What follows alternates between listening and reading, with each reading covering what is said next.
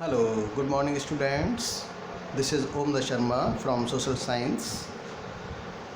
Today I am starting the first chapter of your history, that is the rise of nationalism in Europe. So what do you see in this picture?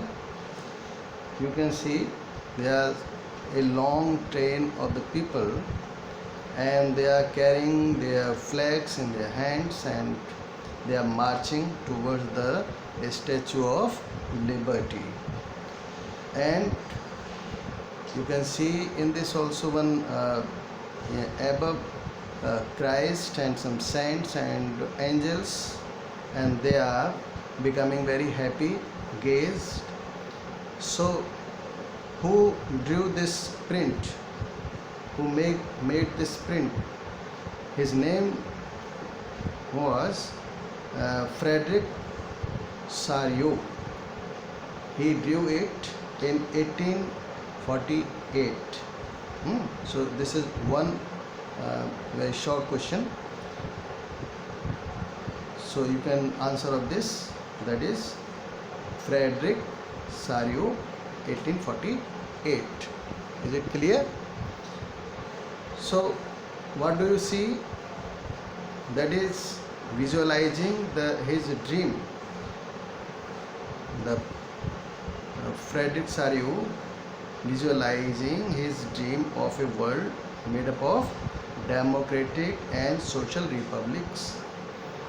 उसने इस print में एक जो कल्पना की थी उसको साकार किया है कि किस तरह से डेमोक्रेटिक सोशल रिपब्लिक्स है, सामाजिक जो प्रजातंत्र है वो, यानी प्रजातांत्रिक गणतंत्र, समाजवादी गणतंत्र की स्थापना का एक सपना देखा।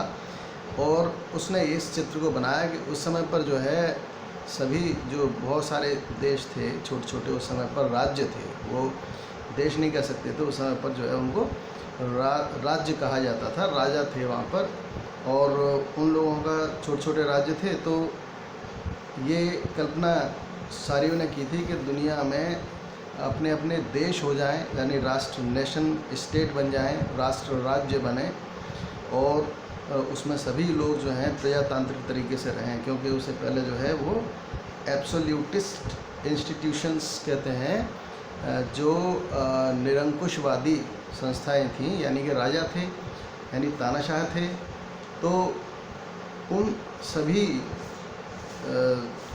को जो है उसने अलग करके एक नई कल्पना की कि सभी जो है वो स्वतंत्र हो चुके हैं और राष्ट्र बन गए हैं। देखिए ये इसमें फर्स्ट पहले क्या दिखाया है कि ये जो है स्टैचू ऑफ लिबर्टी, इसके हाथ में एक हाथ में मशाल है, टॉर्च है, जो कि इसे एनलाइटनमेंट कहा जाता है, यानी ज्ञानोदय की मशाल, यानी लोगों के अंदर ज्ञान पैदा हो गया, कैसे रहना है, कैसे करना है।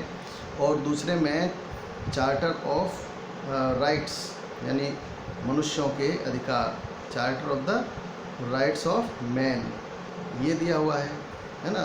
और फिर एक कल्पना की है कि भाई सारियों ने उटोपियन विज़न दिया। उटोपियन विज़न कहते हैं ऐसा राज्य जहाँ कोई भी किसी को समस्या ना हो, कोई कष्ट ना हो, ऐसा जैसे जिसमें हम कहते हैं राम राज्य। सो एब्सोल्यूटिस्ट का मीनिंग इसमें दिया है लिटरली अ गवर्नमेंट और system of rule that has no restraints on the power exercised.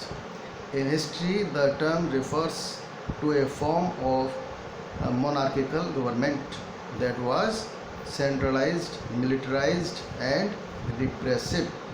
And utopian, what is the meaning of utopian? A vision of a society that is so ideal that it is unlikely to actually exist. यानी ऐसे समाज का गठन जिसमें इतना आदर्श वो जो समाज हो जिसमें कि जिसकी कल्पना भी हम केवल कल्पना ही कर सकते हैं, लेकिन ऐसा संभव नहीं है कि कोई भी किसी को कोई कष्ट ही ना हो, कहीं ना कहीं कोई ना कोई कष्ट तो होता ही है, तो वो वास्तविकता में ऐसा नहीं हो पाता है। तो ऐसे राज्य की स्थापना की। और इसमें जो है उस समय पर आप देख सकते हैं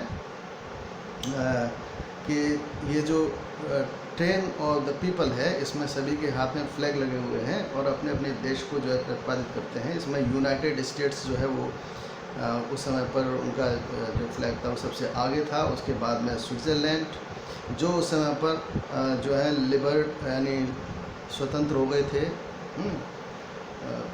तो इंडिपेंडेंट थे।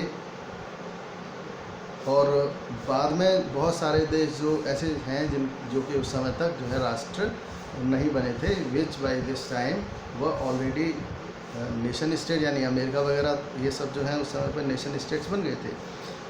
लेकिन बहुत सारे देश जिनमें ऐसा नहीं हुआ था।